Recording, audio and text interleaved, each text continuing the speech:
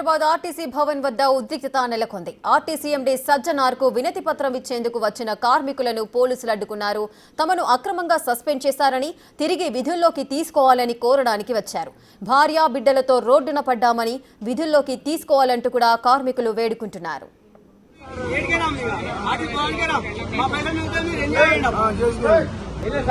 మీ భవనానికి మిమ్మల్ని పోనిస్తలేరా?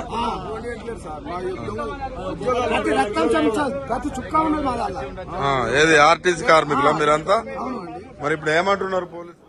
హైదరాబాద్ ఆర్టీసీ భవన్ వద్ద ఉద్రిక్తత నెలకొంది. ఆర్టీసీ ఎండీ సజ్జనార్కు వినతి పత్రం ఇచ్చేందుకు వచ్చిన కార్మికులను పోలీసులు అడ్డుకున్నారు. తమను అక్రమంగా సస్పెండ్ చేశారని, తిరిగి విధుల్లోకి తీసుకోవాలని కోరడానికి వచ్చారు.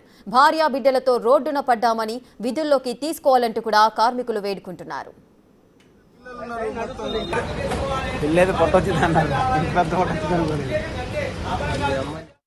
పూర్తి డీటెయిల్స్ మా ప్రతినిధి విజయ్ అందిస్తారు.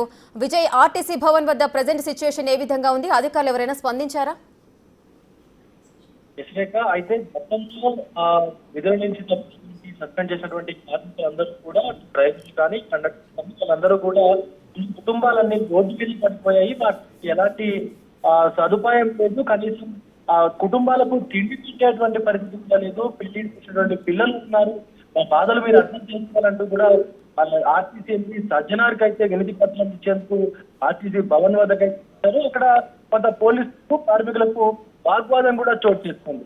అయితే పోలీసులు కావాలని మమ్మల్ని లోపలికి అనుమతించట్లేదు అంటూ కూడా ఆర్టీసీ కార్మికులు అయితే చెప్తూ వచ్చారు. ప్రస్తుతం పరిస్థితి కొంత సద్మానినప్పటికీ కూడా అటు ఆర్టీసీ ఎంపీ దీనిపైన సజ్జనార్ గారు కూడా దీనిపైన ఎలాంటి అధికారిక ప్రకటన అయితే చేయలేదు. కానీ తమను అక్రమంగా సస్పెండ్ చేశారని, అక్రమంగా విధుల నుంచి కూడా తొలగించారు. అక్కడ ఉన్నటువంటి ఆర్టీసీ కార్మికులు అయితే కొంత ఆందోళన వ్యక్తం చేశారు. తిరిగి తమను విధుల్లోకి తీసుకోవాలంటూ కూడా ఆర్టీసీ ఎంపీ సజ్జనార్ కు వినతి పత్రం వచ్చినట్లు కూడా చెప్తా ఉన్నారు. కానీ పోలీసులు కావాలని మమ్మల్ని అడ్డుకున్నారు అంటూ కూడా కొంత ఆవేదన అయితే వ్యక్తం చేశారు.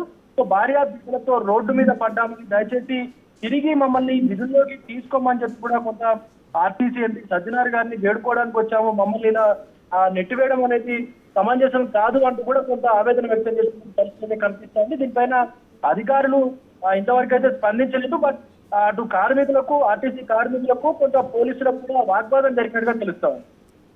Right, thank you Vijay, thanks for the details.